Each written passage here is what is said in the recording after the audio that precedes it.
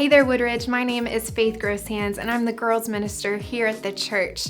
And I wanted to share with you something today that I've been able to have some time to reflect upon, especially as we've been in this series on prayer.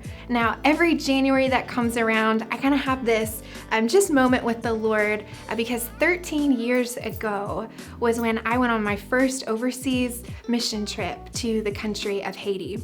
And it was during this time that the 7.0 earthquake just completely really had a huge effect on this country.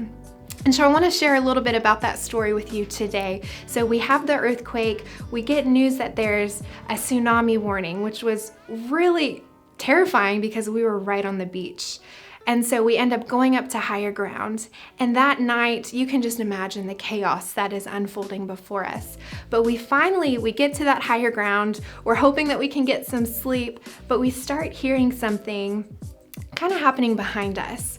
And we realize it's these people who are practicing voodoo. And so you can imagine it's a little bit eerie, but kind of in those same moments, we hear another sound that happens right before us. And these are the believers who are partnered with this organization, and they are singing worship. And so as the night goes on, every time there was an aftershock, you would hear the believers who were singing worship get louder. And by the time the morning came, the believers were the ones who were still singing praises. The people who were behind us who were doing voodoo had completely stopped. And so as my team and I, every time we look back on this story, we think about a verse from John chapter 1, verse 5. It says, "The light shines in the darkness, and the darkness has not overcome it." And so I think in our time today, we can look up and see there's so much darkness in our world. Every time we turn on the TV, sometimes in our own life when we wake up in the morning, we can just feel everything that's going on. But we have to remember what John says, the light shines in the darkness, and it does not fail.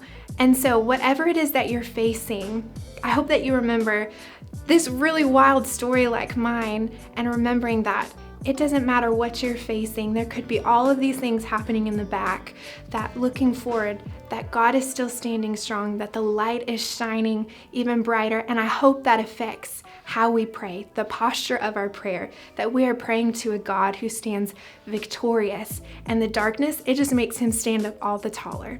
And so I hope that you will approach your prayer life this week in confidence. We'll see you soon.